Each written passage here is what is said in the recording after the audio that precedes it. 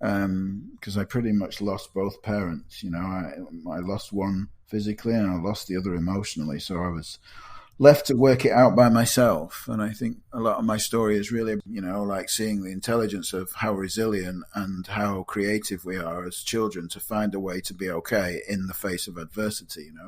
So that's what I did.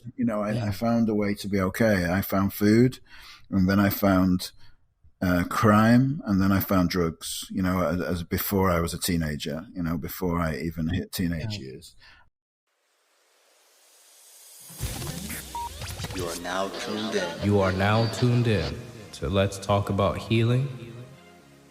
I recognize that I wanted to come out of that deep, dark place I was in. Like the story that we are repeating over and over and over and over again. Yeah. We can change it. Yeah. I went in with an open mind, an open heart, and I said, you know what? I'm willing to learn the truth about all of this because I don't understand. Now here's your host, Yvonne Pierre.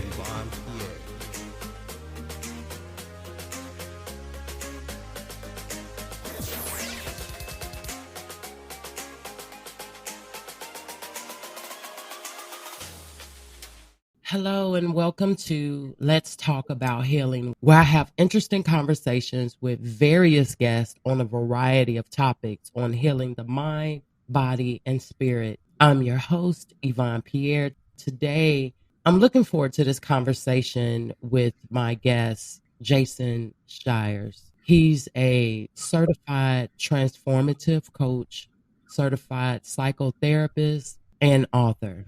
He's the founder of the Infinite Recovery Project, a new approach to mental health, addictions, trauma, and eating disorders. Jason, welcome to the show. Hi, Yvonne. Thank you for having me. Yes. So, well, before we go on, your accent, I just have to ask. Where are you calling in from? I'm not far from Manchester in the UK. Okay. Beautiful. So I'm really looking forward to this conversation with you. And I know that there's always stories behind the path that we choose or the paths that choose us. Yeah. So I'm really interested in knowing what inspired you to do the work that you do in addiction and mental health, which you started in 1995. Yeah. The wounded healer, that's the story. It's always the story, I think. I was attempting to fix myself. And that was the thing that started me on the path. I first came into recovery from addiction in 1994. And my life had been pretty traumatic, I guess. Like going back even further. I lost my dad when I was a young boy to an accident. He was killed. And then I picked up food as a drug or a support mechanism or a loyal friend to cope with the emotional experience, because I pretty much lost both parents. I lost one physically and I lost the other emotionally. So I was left to work it out by myself. And I think a lot of my story is really, like seeing the intelligence of how resilient and how creative we are as children to find a way to be okay in the face of adversity, So that's what I did. I found a way to be okay. I found food, and then I found crime, and then I found drugs, as before I was a teenager, before I even hit teenage years. Drug addiction was a thing for me. I was heavily addicted to drugs, and I had a lot of psychiatric interventions and criminal interventions, jails, institutions, and so on. That was long before in my teenage years and early 20s. And then I found rehabilitation and 12 steps. That was 1994 where my journey started, and from there it just really went on I don't know the right word for it, it's kind of like it was an in-depth exploration of myself through various different approaches and, understandings of how we become, how we are, how the past affects us, who we really are in a spiritual truth, how trauma affects the body and the mind, different frameworks of understanding, different ways, and all of it was really an innocent attempt at finding peace of mind and happiness within myself. It was like,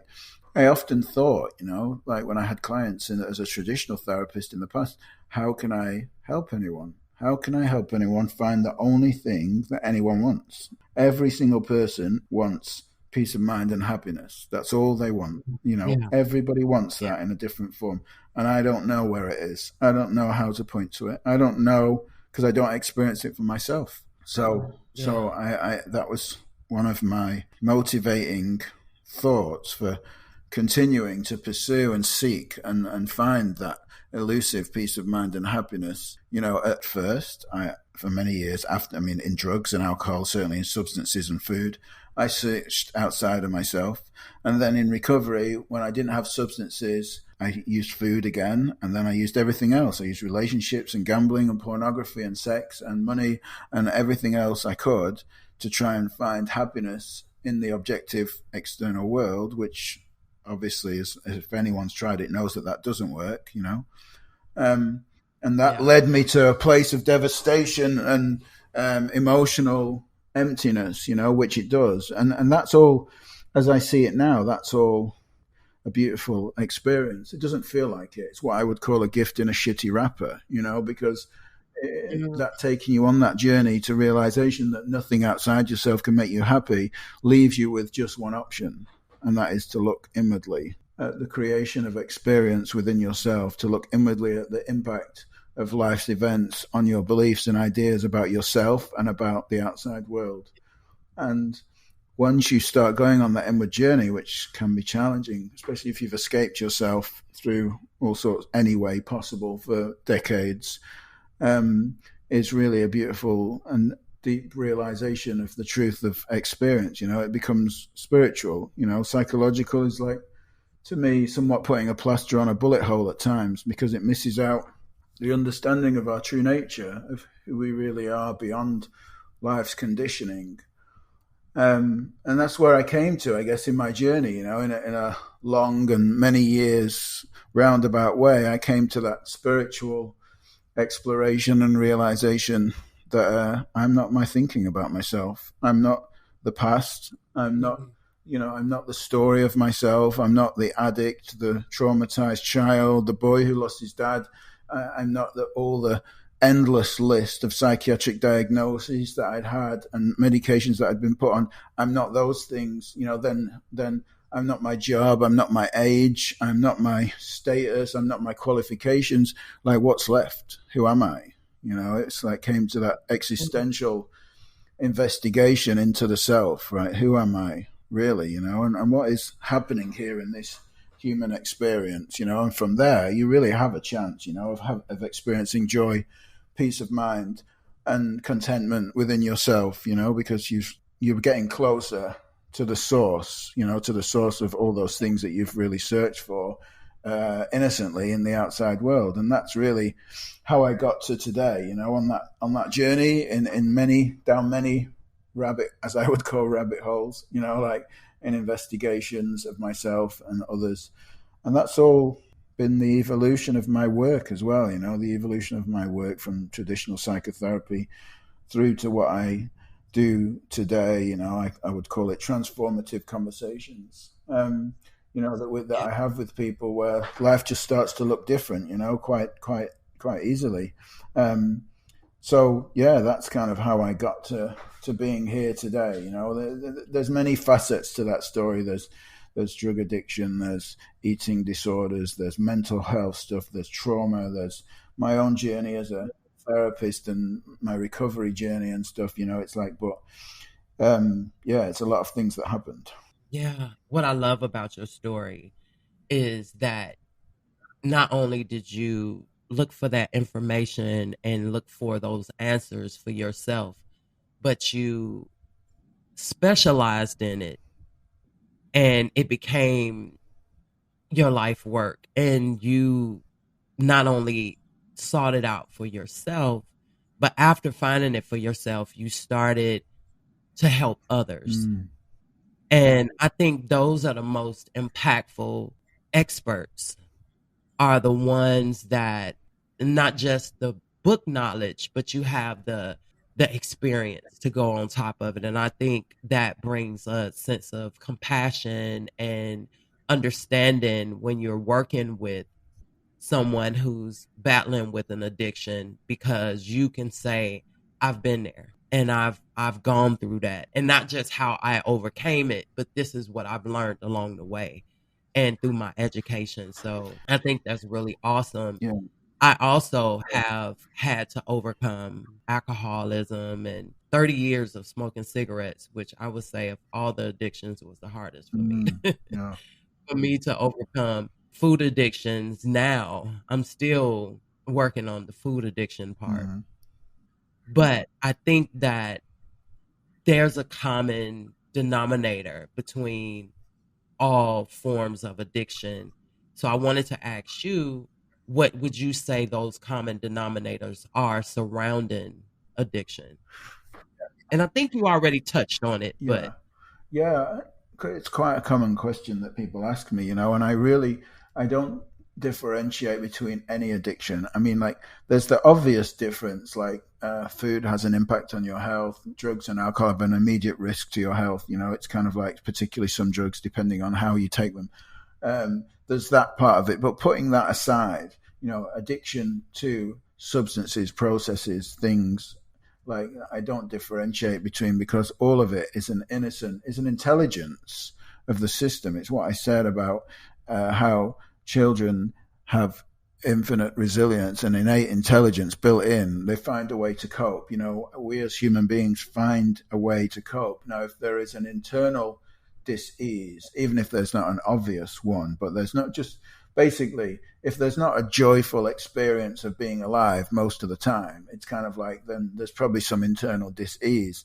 And with some internal dis-ease, it makes sense that you reach for something outside of yourself to make it better, to find comfort. So really, addiction is an innocent attempt to quieten the mind, regardless of what it's to, It has to be intelligent. It has to be intelligent. It cannot be. I'm a non-pathologizing approach to all this stuff. So I don't believe in any labels, diagnoses whatsoever. I only see that the human system is completely and utterly brilliant and intelligent. And it's like an addiction, regardless of the fatalities, regardless of the physical implications and so on, is really only an attempt to find peace. It can only be that. It can only be an intelligence of the system, Yeah, it's trying to fix itself. Yeah, find peace, to cope. It's just a normal way of the system working. I want to shift gears a little bit about trying to overcome anything. It has to be changes that occur to invoke anything to be different. So let's talk about spiritual and psychological change. Is there a difference, and if so, how? Yeah, I mean, it's a great question, and it's like, there was a time when I would have said that, psychological change is the only way. There was a time when I would have said that spiritual change is the only way. And now I just see that it's all relevant. Every psychological change has to be spiritual. It can't not be, it's like, because we're all really spiritual beings having a human experience, and everyone is doing the best they can in the moment with whatever they think is the right way for them. Like, I mean, I wrote in my book about the system, the innocently, and this is not maliciously. I want to be clear that I'm saying this like in a way that innocently, many psychological, and you can include psychiatric because it's a form of psychological aside from the medical part of it, like, is psychological. Any psychological change that doesn't include our spiritual true nature and seeing the intelligence of the system, anything that's pathologizing, like it's taking a normal human response to adversity and giving it a label and a name, and giving it, so to speak, as an affliction to a person, is somewhat iatrogenic, meaning that it's somewhat making the situation worse, because people are innocently believing these labels and identities that they're given, and they're then going away and stating them as the cause the cause for their condition.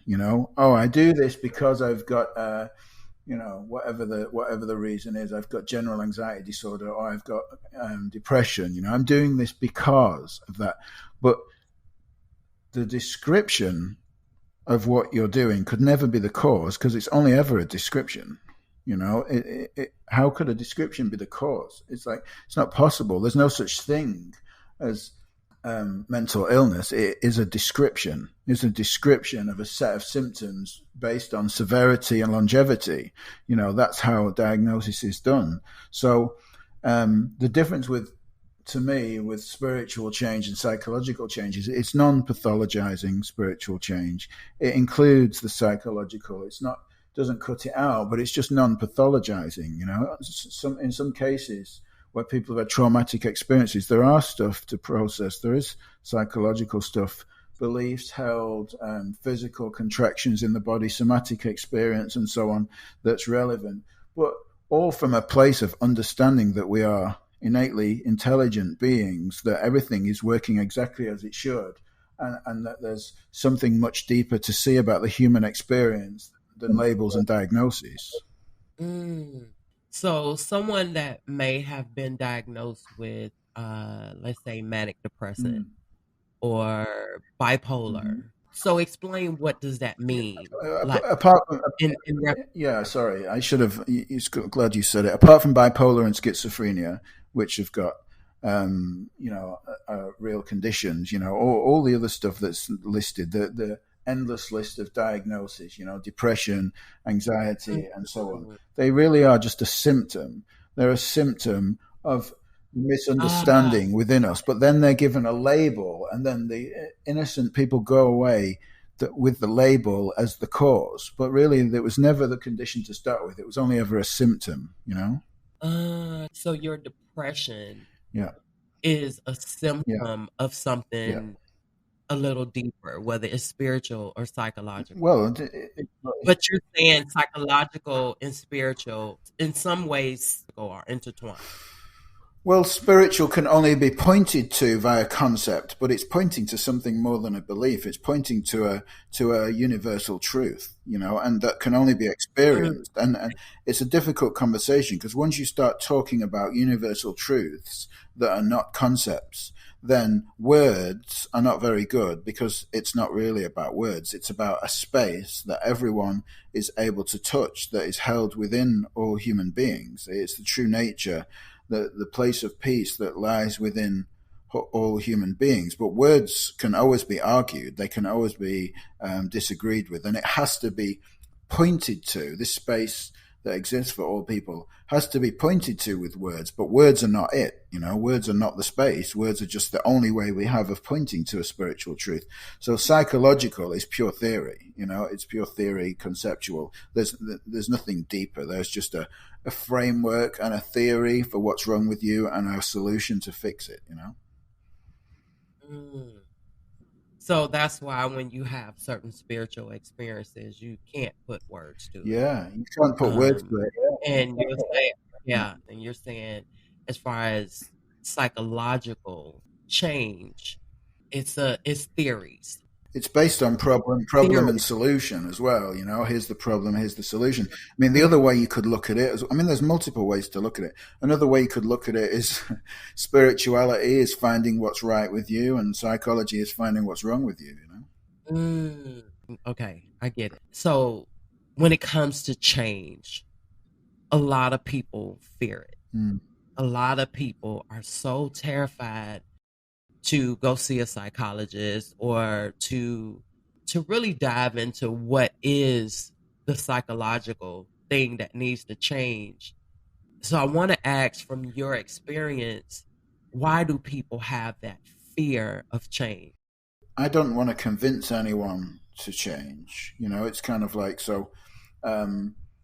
quite often, people that come to me, they want to change, and if they have any fear, it's not my job to really to convince them of anything different, but I think people fear the unknown. It's kind of like they're familiar with their suffering. I know that I was familiar with my suffering, for some years it was easier to stay there because I didn't know what the potential was. And it's quite funny because when we see through suffering, when we see beyond or overcome suffering, we often go, was that it? Is that all it was? It's like, because it's not made of anything. It's not made of any substance. It's not made of any reality. It's not made of anything more than illusion, an illusion about ourselves and about the world outside ourselves, you know. And once we overcome that, we go, oh, wow, is that it? You know, it's kind of like, so I get quite excited when people come to me and they want to stop an addiction or something, because I just say, is that all you want? You know, and I say, well, that's just the start. That's not the end. That's not the end goal. That's the start. You know, that's the first thing, because there's so much more than what you imagine. Because most people can only see as far as they're suffering and trying to overcome it. And I see so much more than that for people, you know, and that is a beautiful thing to be able to be with somebody and help them see, you know? Yeah. I would imagine, as you mentioned, that once they get to the place where they're seeking help, they are in a place that they want it. So I'm assuming the ones who are terrified of it, they don't seek it, wouldn't come to you. That makes sense. Yeah. I mean, every now and again, it's kind of like, but I'm not here to, I certainly have learned along the way that one thing I can't do is convince anyone they need help, you know? And is that because if you try to convince them, it'll be like pulling teeth trying to get them to do the work? It is like pulling teeth, you know. It's it can be painful, especially if you love somebody, you know. It's kind of like, because we've all got a friend or somebody we know that could really use like some awakening, some realizations about life, about themselves, that we hate to see suffer and that, you know. And it's like that. So unfortunately, this stuff is not for people who need it. It's for people who want it, you know. And it's like, there are definitely people who need it, who are not wanting to look. They're going to be happy carrying on in their struggles, you know. So yeah, I definitely don't have anything to convince anyone of, you know. I only really want to talk to people that want to listen these days, because it's quite tiring and quite challenging and disappointing to try and help somebody who doesn't want help, you know. That's true. Wow. So what do you do, like, if you're a parent and you see your child needs the help, or you see that your parent needs the help, and, well, in your profession, you're more interested in those who want the help, and I totally get that. Yeah. But if you're not in the profession, well, if you have a loved one in general, a spouse or whatever, who needs the help but don't want the help, so what do you do?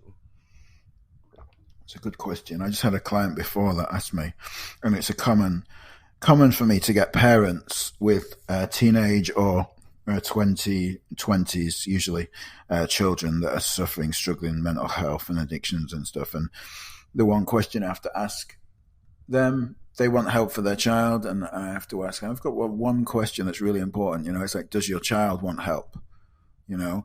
And it's like,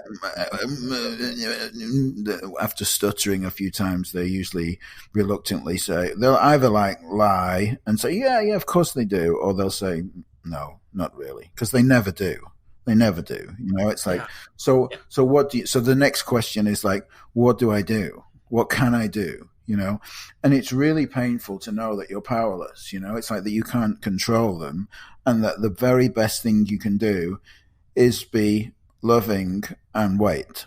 You know, it's like the very best thing you can do is to be loving, keep the channel of communication open, to be non-judgmental, to be a safe space, to be a person that they can turn to when they're ready, because the time will come. The time will come when they want to turn somewhere, and it's like when they'll go to the place that they feel the safest and the most open and the least judgmental and the least critical and the least controlling. That's where they'll go, you know, and say, I need help. And you, as a parent, you want to be that person. You want to be that person that they can turn to when the time comes. And, you know, I've heard many stories over the years, you know, it's like of people locking their kids up and forcing them into rehab and doing all sorts of stuff, you know. It's like, and it never ends well, you know, it never ends well. Yeah, and it always turns into relapse. Yeah, it turns into resentment and relapse, you know. Yeah, I started smoking at 11 or 12 years old, and I smoked like to the point where I was smoking like 2 packs a day.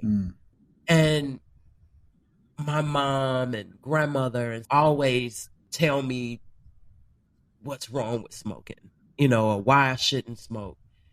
And you're right. Nothing that they said it's because it's not like you don't know it's wrong, or you don't know the risks involved with the addiction that you have. You know all those things, but there's something else that's driving you to the addiction, and you're not ready to quit. I just simply wasn't ready to quit. But when I got to that place, then it was easier for me to, because at one point I did quit for like 15 months, but that was because I wasn't ready to quit. I was doing it for things outside of myself. But because I wasn't ready, I started back smoking. And I went to other addictions. I went to eating addiction, and I gained like 70 pounds. And then I was depressed because of the weight, and and it just snowballed, and I ended up back smoking. But it took me to get to a place to want to stop. I quit in 2014, so it's been a long time, and I have no temptation to smoke. And also, when I felt judged or someone's constantly pointing out how I need to quit, I just kind of stayed away from that person. So I can imagine if it's any other type of addiction, I can relate to how it feels with people constantly telling you you need to quit, and you know why you shouldn't do it, but you're not ready. So I totally get that. Yeah. To just be a friend, be there, be a soft place for them to fall. Yeah. I love the fact that you said that you help those who want to be helped and not those who don't want the help. Yeah. Yeah. So what are some steps for those who do want it to begin the transformational process? So, I mean, like, obviously having conversations with somebody that understands is a valuable place to start. Many people say, yeah, I want to change, but they never actually take the action. So taking action, some sort of action, is a commitment to yourself, making a decision yourself. It's because many people, like, we have a saying, and it's called, we'll get them on the next lap, like laps of a racetrack, because it seems like with addiction, people are going around in circles, and it's like every now and again they break down and they go, I want to need help. And if you don't do it on that day, the next day they're gone again and they're back on the next lap. It's kind of like, and we have to say, we'll get them on the next lap, because inevitably they always come to a place where, I'm too tired, this is enough, I want to get help, I want to change. And in those moments where you feel open, ready, willing to do something, it's kind of like, then it's important to take action and actually reach out, and that's still not guaranteeing anything. It's like if you're in a place where you need medical intervention, then it's going to have to be rehab. It's going to have to be removal from society, partial hospitalization, intensive outpatient, or whatever program, partial outpatient, whatever is in your area, whatever you can afford, or whatever's relevant to you if you're in the States. So, it all depends. There's so many factors involved. Reach out and ask somebody, like that person. If you do have that parent that's open and warm and soft and loving, just say, I'm ready. I'm ready to get help. Can you guide me? Ask somebody. If you're able to do it yourself, financially and physically, reach out to a rehab yourself and book yourself in.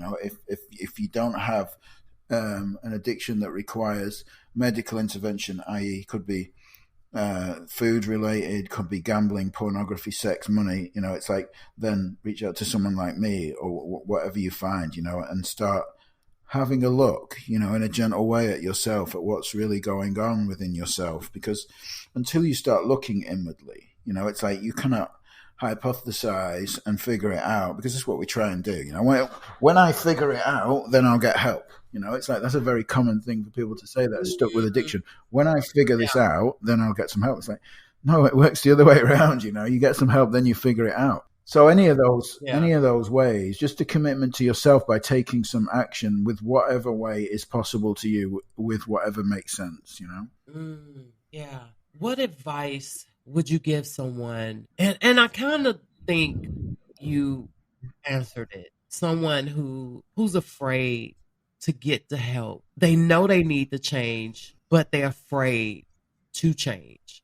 They're afraid of what change would look like, or to accept that the position that they're in. I'm not sure how to word it, Yeah. but if someone is struggling with changing, or they're afraid of change but they need it, what advice would you give them? Just start in whatever way feels comfortable to you. You know, like if there's nothing happening unless you open your mouth, right? That's for sure. It's kind of like you can sit thinking, being scared, feeling scared of change. If you don't speak to someone or do anything, then it's never happening. You know, it's like it's not gonna work. So you have to start somewhere.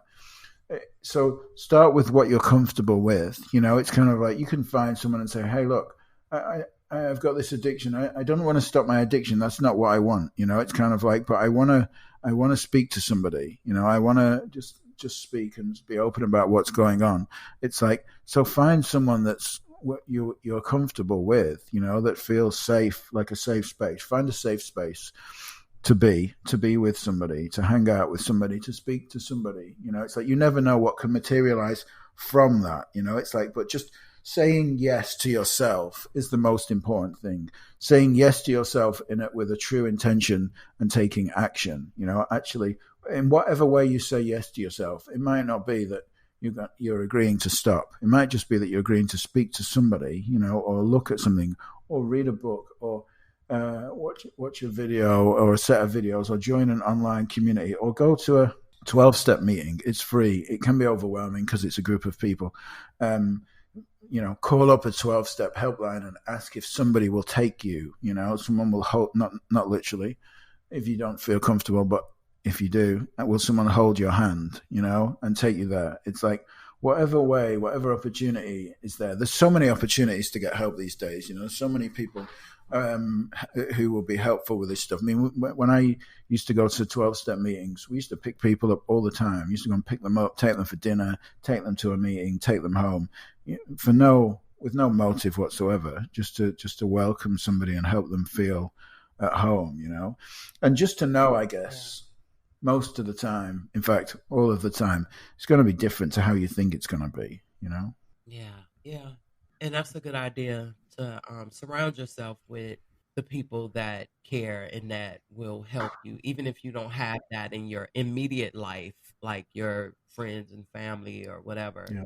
But to join a group and to surround yourself around people that are on that same path, whatever the path is. It's good to surround yourself around people who are on that same path. Tell us a little bit about your book. Yeah, my book is called The Infinite Recovery Project, and it really is kind of like taking people on a journey of understanding themselves, you know, understanding addiction, understanding how it shows up in the body, how we escape ourselves, all the stuff that we've talked about today. It really is that psychological and spiritual and body-based understanding of human nature, and seeing that addiction, it's really getting rid of any myths about myths about having to resolve the past, myths about addiction being a disease, myths about personality, about addictive personalities and personality disorders. You know, it's squashing any of those myths that people may have absorbed from the traditional psychological and psychiatric world, and helping people see in a very gentle way, like, who they are beyond this suffering, and help them get a glimpse of their true nature and see what true, as it's called, infinite recovery, you know, like, see what infinite recovery is really about. It's like seeing that there is infinite potential for all human beings beyond their suffering and beyond their story.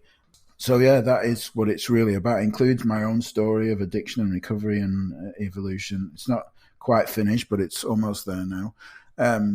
But yeah, that's the intention, really, is to help people that are struggling and perhaps would like a different way to look at addiction. Okay, so it's not just a book, it's also a Yeah, program. that's right. Awesome. How do you know which area, whether it's psychological or spiritual, where you need to change or will either impact the other? It's a kind of it's it's a little bit missing information, the question, but like I can do my best to what I think. It's like this to me, like the way my book is written is that the first thing to discover for any person is an understanding of their spiritual nature. Now, the reason it's written like this is because if you go down what I call psychological rabbit holes, you get labels, diagnosis, opinions of well-meaning therapists and so on. The only thing, if you haven't really discovered your spiritual true nature, the only thing that's going to happen is you're going to receive another opinion of what's wrong with you, and you're going to see it like another flawed part of your identity. Because many people that come to therapy have had years of suffering and struggling, years of professional opinions of what's wrong with them and how to fix it, and they turn up with a long list of stuff. It's like, or perhaps they've just come for the first time. It's kind of like they haven't gone down any route before, but they've had years of struggling and suffering, and they've self-diagnosed. I've read about depressive disorder, and I've got that. I've read about anxiety disorder, and I've got that. And maybe I've got borderline personality disorder, and I think I'm a narcissist as well. It's like they've got these long list of psychological theories.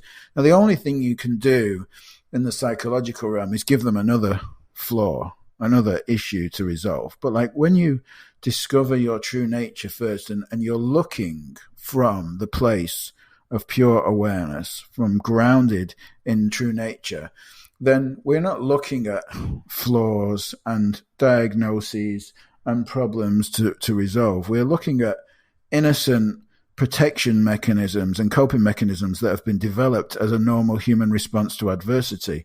That's two different places to stand and two different things to look at. Does that make sense? Yes. So it sounds like you're saying the easiest way for me to look at it is that it's a model of health rather than a model of illness. It's not what's wrong with you, but it's what's right with you. Yes. I like that. So, is there anything you would like to leave us with? Yeah, I mean, like if anyone listening, feels a sense of curiosity or interest about what I'm talking about, follow that. Like I'm always pointing people to follow their own instinctive being, whatever makes sense to them inside. And that is the only thing. Your only teacher is your own direct experience.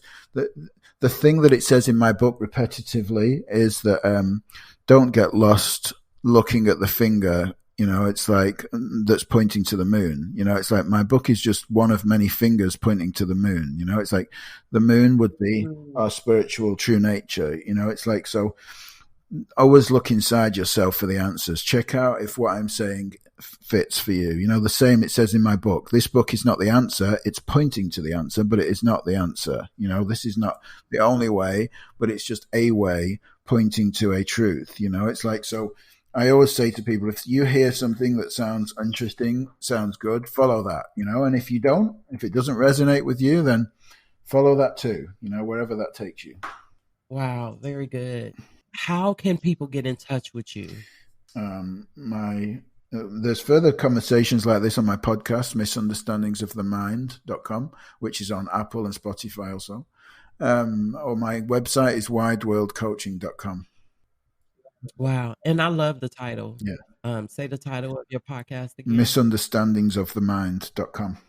Well, thank you, Jason Shires. No worries. This has been really thought-provoking conversation.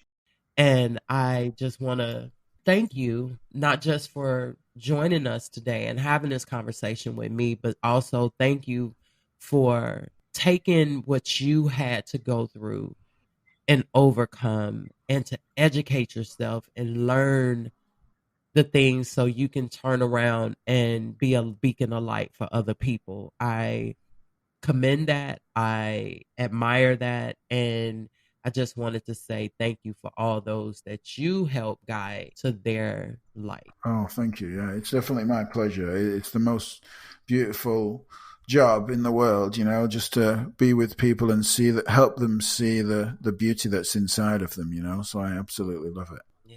Well, thank you. Thank you. And to you, the listeners, thank you so much for taking time out of your day to tune in. I hope that you are able to get something from each and every episode. If you enjoyed this one, please take a moment to like, comment, and share. You owe it to yourself to heal and grow on purpose. Until next time, be blessed.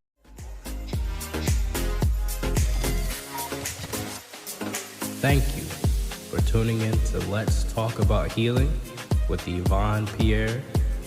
We hope you enjoyed the show. Be sure to subscribe, like, and share.